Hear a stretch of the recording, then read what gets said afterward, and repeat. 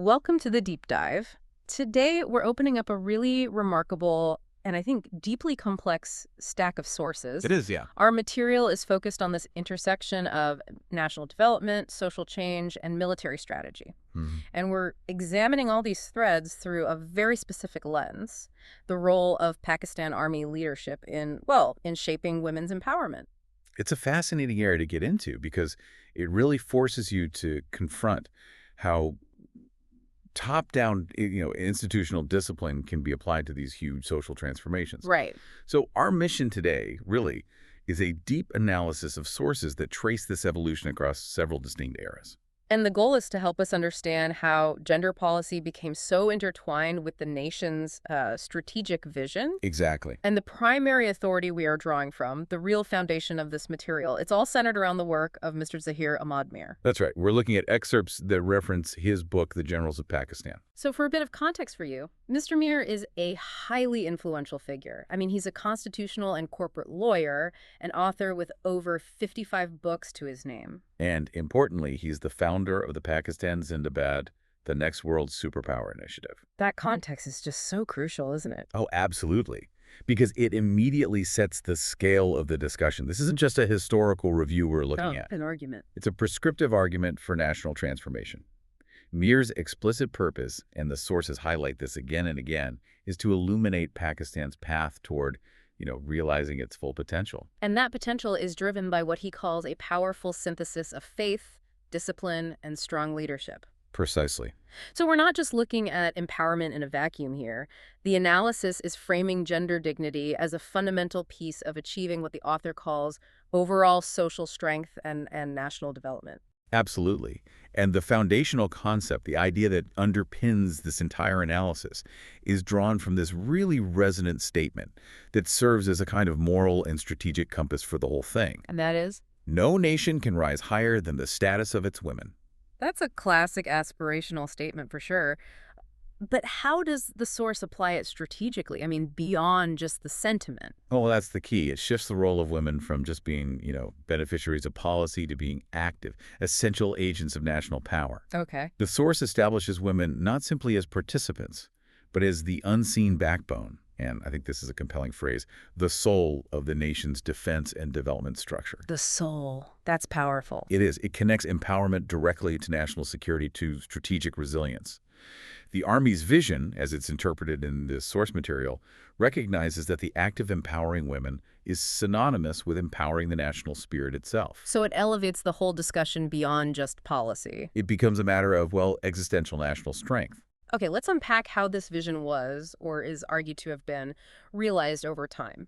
Our deep dive is structured around tracing the evolution of this specific empowerment model. Right. And we're doing that across 4 distinct eras, each one defined by a key military leader: Field Marshal Ayub Khan, General Zia-ul-Haq, General Pervez Musharraf, and then the current approach under Field Marshal Syed-Asim Munir. So we're examining a really complex continuum here that spans decades. From the 1960s to today. From the industrializing 1960s to the current digital age. And we really need to see how these seemingly disparate eras cumulatively build toward the final comprehensive model the source puts forward. Which is that core thesis we have to track throughout this whole conversation, the synthesis of modesty, merit, and modernity. Exactly. That 3-part framework is what the source defines as the successful, balanced model for Pakistani women's empowerment. Precisely. It's all about tracing the policy lineage and understanding how each leader, even when their policies seem on the surface to be contradictory, contributed what the source sees as a non-negotiable component to this final framework. So we have to start at the foundation. Field Marshal Ayub Khan's era. The source defines this as the dawn of female empowerment. Yes, this is the initial stage, the starting point for any kind of formal inclusion. And what did that look like on the ground? Well, the Ayub Khan era, which kicks off in the late 1950s, was really characterized by this huge push for modernization and institution building. Right. Before this period, women's participation in the formal public sector was extremely limited. It was often restricted to things like voluntary social work or maybe culinary education. So not part of the state machinery itself? Not really. Ayub Khan's regime was the first to formalize their entry into a public professional life as a strategic requirement for nation building. And what were the specific mechanisms for that? The sources seem to emphasize that it was more than just symbolic. It was about actually integrating women into the professional machinery of the state. That's correct. The policy, at its core, recognized that rapid industrialization and modernization required competent, educated people. You can't build a modern state with half your workforce on the sideline. You can't. So we see women entering universities in significantly higher numbers, which is that foundational capacity building. Okay. They were also formally incorporated into the civil service, the bureaucratic backbone of the state. And critically, they gained entry into the armed forces. But we should pause on that point because the source is very specific about the nature of that entry. Very specific. It notes their initial roles in the armed forces were strictly support roles. And what does that mean in practice? It's a vital distinction. Inclusion was established, yes. It granted women a formal professional presence in military institutions. So we're talking predominantly in medical, clerical, and education branches. Okay, so not command roles. No, not yet. This was inclusion without immediately challenging the established structure of combat or frontline duty.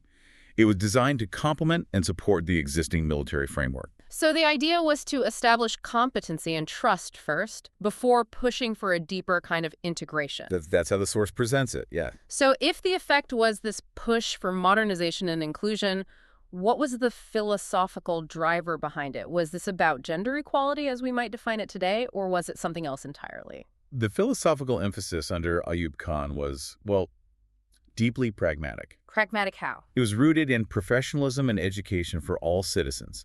The main driver was national efficiency. Right. For a developing nation that's trying to rapidly industrialize and establish a meritocratic bureaucracy, sidelining half your population is just strategically untenable. That doesn't make sense. It doesn't. So education became the primary tool for national development, and women were incorporated into that model purely because they represented this huge pool of untapped human capital. That's a really key nugget then. The initial driver for inclusion wasn't so much a social justice mandate, but a pragmatic, strategic choice framed around national efficiency. Exactly. Ayub Khan was focused on building strong, functional institutions, a robust civil service, advanced universities, and for those institutions to work effectively, they needed the most competent human capital available. It's applied meritocracy, but born of necessity. It is. And it lays the groundwork for that later concept of merit that we're going to discuss. And this professional inclusion, it wasn't just happening in offices. It was being reinforced through some powerful national symbolism, right? Yeah. Giving the public a recognizable face for this new wave of progressive patriotism. Oh, the symbolism was absolutely essential for societal acceptance. The source points directly to national icons like Fatima Jinnah and Begum Rana Liaquat Ali Khan. Of course, Fatima Jinnah, the Mater-i-Millat. The mother of the nation, exactly. She symbolized political fortitude, unwavering national leadership. I mean, she was the sister of the nation's founder. She certainly transcended typical gender roles just through sheer political will. And then you have Begum Rana Liaquat Ali Khan, the wife of Pakistan's first prime minister. She was a true pioneer in social and economic empowerment efforts. She founded organizations like the All Pakistan Women's Association, APWA. So these women weren't just social figures. Not at all. They were institution builders. They were political forces. The source labels them symbols of progressive patriotism. What do you think it means by that specific phrase? I think that phrase perfectly encapsulates the era's central lesson. They represented a form of patriotism that was forward-looking, that embraced participation and professionalism, but was still deeply, deeply anchored in the national identity and cultural heritage. So it normalized the idea. It normalized the idea that modernization and female professional participation were inherently patriotic, that they were essential and not, threatening to the national fabric. So the central lesson from the Ayub Khan era, as the source frames it, is modernity with respect for tradition. It built the fundamental structure for women to enter the professional world. Yes, through education and the civil service. It was the critical first step. It introduced the concept of modernity in terms of state function and the necessity of education for women. But a purely pragmatic modernity. Purely pragmatic. It didn't yet fully engage with the moral or social implications of such a rapid cultural shift, which is precisely why the next era represents such a profound pivot. And that leads us directly into Section 2, the era of General Zia-ul-Haq. We're moving from foundational inclusion to faith, family, and female honor. A huge shift. It is. For many outside observers, this period is often seen as a reversal of that previous modernization drive. How does the source material navigate that inherent tension? It is, without a doubt, the most nuanced and complex period in this whole analysis, and the source treats it as absolutely critical to the final synthesis. While Ayub Khan focused on institutional efficiency, Zia Hawk's era prioritized institutional morality. The focus shifted dramatically from administrative inclusion to establishing a moral and social framework rooted in Islamic values. The source emphasizes reframing dignity primarily through these Islamic values. What specific concepts were introduced or maybe reintroduced as these central pillars of social dignity? The analysis explicitly details three of them: modesty, morality, and protection. Okay, modesty, morality, and protection. And the source argues that these values were positioned not as restrictions, but as essential components of female honor and dignity within the societal structure. So the idea was that lasting empowerment could only be achieved within a strong moral framework. Yes, a framework that preserved a woman's inherent honor and ensured her social safety and moral standing. This is where the cornerstone of modesty, as a policy concept, is really established. The source itself provides a necessary caveat here, noting that Zia's reforms were often misunderstood abroad. Let's delve into that specific claim. If the author sees these policies as empowering, how did they function to maximize dignity? That is the absolute core point of the source's defense of this era. It asserts that external misinterpretations often focus only on, say, the visibility of women or the lack of certain Western freedoms, while missing the intention. Which the author views as providing structural protections. Exactly. The reforms, in this context, reaffirm that Islam empowers women through faith, family, and respect. It positioned these roles as foundational and valuable, not as secondary to professional roles. So the source is making the case that the emphasis on protection was a form of structural empowerment. Yes, the concept of protection, as it's framed here, is the safeguard. It's what allows women to participate in society without compromising their honor or moral standing, which, in this value system, is considered paramount.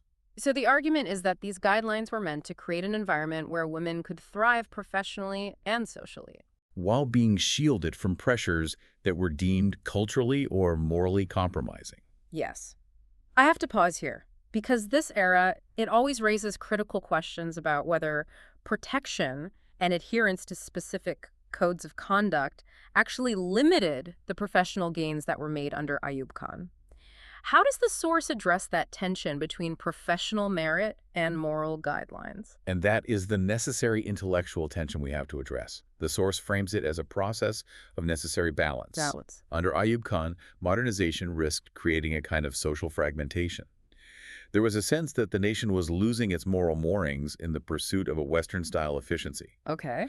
Zia's response, as analyzed by Meer, was the attempt to put moral guardrails on that modernity. So not to stop it, but to steer it. To steer it. The balancing act was to harness the professional gains. You still have women graduating from universities, entering the civil service, but to ensure those gains did not compromise what was perceived as the core moral integrity of the nation or the individual woman's honor. It almost sounds like an attempt to integrate ethical leadership into the bureaucracy, rather than just technical leadership. That is a very good way of putting it. The source suggests that the earlier modernization efforts risked creating social instability or a loss of cultural identity if they were pursued without this moral context. So the Zia era provided the value system. It provided the necessary value system to guide how professional opportunity was exercised. It solidified that modesty pillar, which, when you couple it with the later merit and modernity, forms the source's ideal model. And what's the central lesson from this era, according to the source? The defining warning is, empowerment without morality is imbalance. Imbalance. This is its core philosophical contribution. It suggests that mere professional access or equality of opportunity is insufficient for true national strength, unless it is anchored in an unwavering commitment to moral and ethical standards. Standards defined by the nation's core faith. Correct. Without that anchor, the system is viewed as unstable and ultimately unsustainable. This makes the transition to the next era absolutely crucial then. General Pervez Musharraf is described as opening new frontiers, which suggests a big pushback towards pragmatic meritocracy, Yes. but ideally built upon the moral foundations established in the Zia era. Exactly. The source suggests that Musharraf benefited from the stability and the value system that Zia-ul-Haq reinforced. The nation had, in a sense, reaffirmed its cultural identity. Which allowed for the next step. It allowed Musharraf to push for what was, at the time, a radical inclusion based on technical competence, without being perceived as erasing the national ethos. Which brings us to Section 3, General Pervez Musharraf and breaking military and professional barriers. This era seems to represent an accelerated return to professional inclusion, It does. but now with a focus on high-tech and even high-command roles. Musharraf's era, beginning in the late 1990s, was really defined by global political necessity and a pressing need for military modernization. So if Ayub gave women the uniform and the support role, Musharraf gave them the uniform and the officer role in key technical domains. And this was inclusion driven by necessity, again. The different kind of necessity. This was about adapting to a very complex post-9/11 global security landscape. Okay, let's detail that military expansion, because this is where the source pinpoints a really clear shift beyond the administrative and social support roles we talked about. The shift wasn't just symbolic, it was structural and very public. Under Musharraf, female officers began joining crucial corps that were essential to modern military operations. Catches. Combat support, the medical corps, and the engineering corps. This meant they moved from, say, clerical work to mission-critical technical planning and execution. It's a huge leap. It signifies that inclusion was moving from just administrative services to core operational and technical capabilities. And this is where that concept of merit comes into really sharp focus. It seems distinct from the pragmatic inclusion of Ayub Khan's time. Absolutely. The decision was driven by the recognition of technical competency. The source argues that the armed forces, striving for regional superiority and adapting to modern warfare, needed the absolute best talent available. Period. Period. The focus shifted entirely to what an individual could do, regardless of gender, in fields like, well, jet piloting, air traffic control, and technical engineering. Competency became the ultimate driver of inclusion. So the entry point for women in these really high-stakes roles was measured strictly by performance and specialized skill. Strictly. For instance, the induction of female officers into the Pakistan Air Force, the PAF, as fighter pilots in the mid-2000s. Yeah. That was a globally recognized example of inclusion based purely on meritocratic training and performance metrics. I remember that. It's a powerful signal. It demonstrated that traditional roles were being restructured around professional capability. And this expansion wasn't just limited to the military, right? The sources highlight that there was encouragement for women to take on leadership roles in key modern civilian sectors as well. Oh, definitely. We saw specific government encouragement and policy changes to facilitate women's entry into leadership in these rapidly growing, future-oriented fields. Like what, specifically? Information technology, IT, for one, media, and, significantly, governance and police services. This was about pushing women into the very areas that defined the modern global economy and political landscape. To ensure the talent pool was being fully utilized. Exactly. The source describes this whole period as blending opportunity with national service. The imagery it uses is really potent. Pakistan's daughters began leading from classrooms to command centers. That paints a picture. It suggests a functional pipeline of female leadership. They were educated through Ayub's focus, anchored by Zia's values, and now being strategically deployed across the nation's most strategic assets based purely on their skill. So the core message is that competency has to be the ultimate arbiter. That's it. If a woman is capable, she deserves the opportunity, and the nation benefits strategically from her leadership. So again, the source is framing this as a national security imperative. Completely. Utilizing the best technical talent isn't a social luxury. It's a matter of national survival and excellence. That is the entire argument. It's the realization that to achieve true global standing, you require rigorous meritocracy. Musharraf's contributions solidified that merit component. Proving that Pakistani women had the skill to break into the most challenging and technically demanding professional environment. Yes, and so the central lesson of the Musharraf era, as it's defined in the source, What would that be? it's succinctly put as equality through competence. It recognized that moving forward required a meritocratic system that rewarded skill, regardless of gender. Opening the doors to unprecedented professional participation. But, and this is crucial, having the foundation of morality from the previous era to, in the source's view, prevent social erosion. Which brings us to the present day, where these two pillars, modesty and merit, have to be integrated into the most challenging environment yet, the rapid digital revolution. So that's Section 4, the current era under Field Marshal Zaheer Ahmad Meer.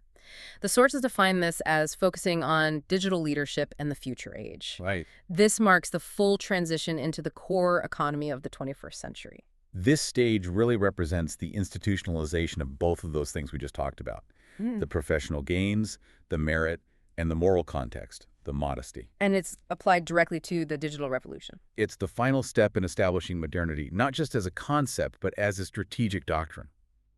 And the source identifies a specific, formal, strategic framework that's guiding this effort. Which is? The digital empowerment doctrine. That's a very specific policy term. What exactly does the source mean by the digital empowerment doctrine? It's a formalized recognition that future national power and economic sovereignty will rely entirely on technological mastery. In areas like AI, cybersecurity? Exactly. AI, cybersecurity, financial technology. The doctrine's purpose is to strategically deploy female talent into these high-leverage sectors. It's about ensuring that women are not just consumers of technology, but are the creators, the leaders, and the strategists in the digital space. This goes so far beyond the support roles of Ayub Khan's time, and even the specialized engineering roles under Musharraf. This is about shaping the national narrative. Oh, absolutely. Shaping the economic and security narrative from the highest levels. And the evidence the source provides is concrete. It targets highly critical sectors. Which demonstrates that female inclusion is now a foundational strategic priority tied directly to these huge national development initiatives. That's the argument. So let's elaborate on those specific examples of female leadership in these modern sectors, because they really demonstrate how this doctrine is being applied. Okay, so let's start with the economy. The source notes the rise of women-led AI startups. So right at the cutting edge. At the very cutting edge of technological innovation, they're developing proprietary software, algorithms, digital services, all critical for future economic growth. It's about moving the nation up the global value chain. And what about within the strategic military and governance structure? This is where the visibility and strategic importance become really clear. You have female officers now positioned in highly critical, influential institutions. They're serving in ISPR. The inter-services public relations. Exactly. They are shaping the national and international narrative through strategic communication. We have to understand, ISPR is central to how Pakistan manages its image and communicates policy. So it's a role of immense national influence. Immense. And perhaps most critically, their role in Cyber Command. That's a big one. It's foundational to national security in the modern era. I mean, in an age of hybrid warfare and digital espionage, the Cyber Command is what protects your critical infrastructure, your national data. So having female officers there is the strongest possible signal? It's the strongest signal that the military leadership views technical merit, regardless of gender, as absolutely essential to national defense. The source also links their strategic participation to broader economic efforts, right? It specifically mentions their involvement in SIFC projects. We should probably define SIFC for you. Yes, SIFC stands for the Special Investment Facilitation Council. This is a major institutional mechanism that was established to attract, facilitate, and manage foreign direct investment FDI into key sectors of the Pakistani economy. So it's the engine for economic revitalization. It is essentially the body driving that revitalization. The fact that female officers and leaders are explicitly involved in SIFC projects means they are directly influencing and leading critical efforts in national economic planning and foreign policy execution. These are not symbolic roles. Far from it. These are high-impact strategic positions that are defining Pakistan's future economic and security profile. What's so fascinating about this phase is how the current leadership, according to the source, is focusing on redefining leadership in this new economy while still, apparently, rigidly maintaining those established values of dignity. It's the final synthesis. Yes. It is the ultimate goal of what the source calls the balanced model. Field Marshal Meer's approach, as described, promotes dignity with opportunity. The source explicitly links them, ensuring that empowerment comes with honor and faith. It's a powerful assertion that you can be a globally competitive digital leader, an AI expert, a cyber command officer, while still adhering to the cultural and faith-based values that were prioritized back in the Zia era that says you don't have to choose. It's the final merging of all three elements, then. Modesty provides the moral foundation. Merit ensures the professional competency. And modernity ensures relevance in the global economy. That's it. The central lesson of this current phase is forward-looking and definitive, as the source states it. The future belongs to nations that honor both women and values. It's a strategic value proposition for national success. It is. It suggests that global relevance is achieved not by just imitating other models, but by applying your own unique, cherished national values to modern technological challenges. So this structured journey through 4 distinct military eras brings us to our final section, comparative reflection and synthesis. Right. We really need to bring these 4 eras together now to understand the cumulative model the author is presenting. And this synthesis is where the source makes its most powerful argument. It's where it transforms what might have looked like contradictory policy shifts into, well, sequential, necessary building blocks of a single, coherent national vision. Okay, so let's summarize the unique contribution of each leader as the source defines it, and see how each one built on the foundation of the last. We begin with Ayub Khan. His era established education and inclusion. The pragmatic first step. It provided that foundational professional access, the pragmatic necessity for women's participation based on efficiency. This was the launch of modernity. Then came Zia-ul-Haq, who the source says provided morality and protection. Yes. This ensured that professional access was anchored in social dignity and values. It was meant to counteract the perceived social risks of a pure, unchecked modernization. This cemented the pillar of modesty. Following that, Musharraf introduced opportunity and participation based on measurable skill. He specifically drove that meritocratic entry into combat support and high-tech civilian roles, proving competency. This defined the component of merit. And finally, we have Meer, who has ushered in digital leadership with dignity. Integrating all those previous lessons into the strategic framework of the new digital economy, focusing on AI and cybersecurity, applying all 3 components simultaneously. So how do these 4 seemingly distinct policy directions, education, morality, opportunity, digital leadership, how do they converge to form this balanced ideal? The source seems to argue they negate the need for a trade-off. And that is the absolute critical point. Historically, nations often feel they have to choose. Right. You either get rapid secular modernization, so modernity and merit without modesty, or you get cultural preservation modesty without merit and modernity. And this model, according to Meer's analysis, it attempts to reject that binary choice.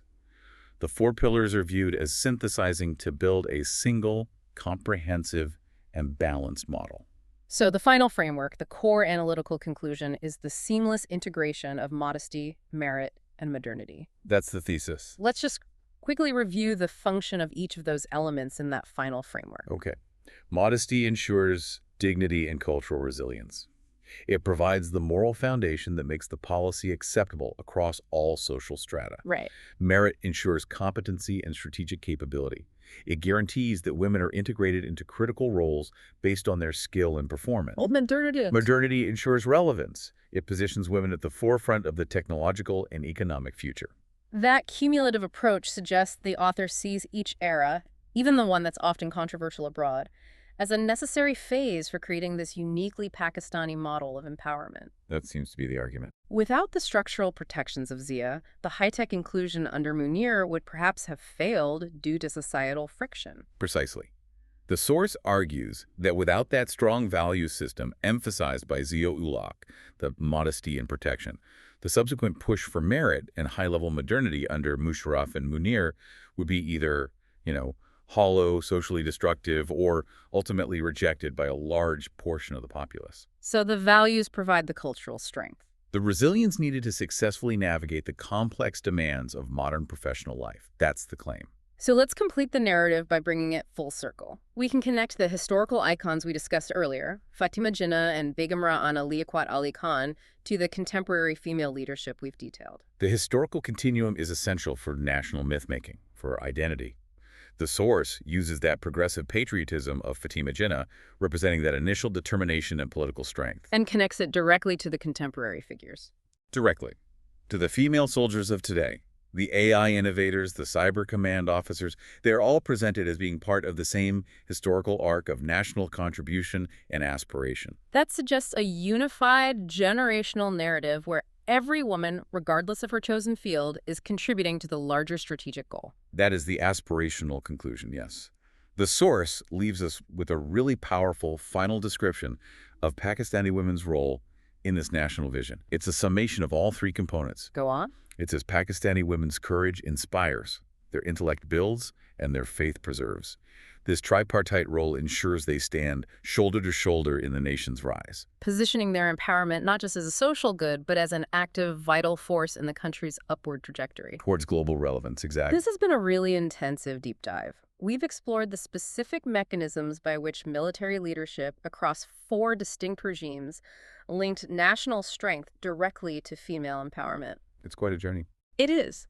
We've traced a strategic evolution from basic professional inclusion all the way to a doctrine focused on cutting-edge digital leadership, all within a uniquely defined moral context. And the source consistently reinforces its concluding statement that this is the Pakistan where honor and empowerment walk hand in hand. It's a deliberate effort to define national success on its own terms. On uniquely national terms, where traditional values are viewed not as constraints, but as synergistic assets that actually enhance professional opportunity and global reach. And as we reflect on this vision, we do have to remember the overall context of Mr. Meer's work and his initiative, Pakistan Zindabad, the next world superpower. Right. This detailed analysis of women's empowerment is integral to that much broader aspirational project. It is the blueprint for that aspiration. The framework of modesty, merit, and modernity is presented as the foundational solution for achieving not just domestic stability and prosperity, but global leadership. It makes the case that cultural authenticity and moral conviction are, in fact, competitive assets in the global arena. That's the argument. So, as we wrap up this complex analysis, we always like to leave you with a provocative thought to mull over, something that builds on the source material we've just explored. And based on this material's intense focus on defining empowerment through national values, faith, dignity, morality, we are left with a critical question for any nation that's facing rapid change. Oh, okay. Considering this specific, non-negotiable emphasis placed on modesty, merit, and modernity, how might nations around the globe, with their own equally unique cultural and religious frameworks, effectively balance rapid technological advancement, like the digital empowerment doctrine, with the preservation of their deeply held cultural and religious values? A huge challenge. The challenge remains. How do you achieve the ultimate goal of balanced empowerment without sacrificing one essential component for the sake of the other? A profound challenge on integrating deeply held tradition with the unstoppable pace of innovation. A necessary challenge for any society that's determined to define its own future. Until the next deep dive, thank you for joining us. Thank you. Pakistan Zindabad.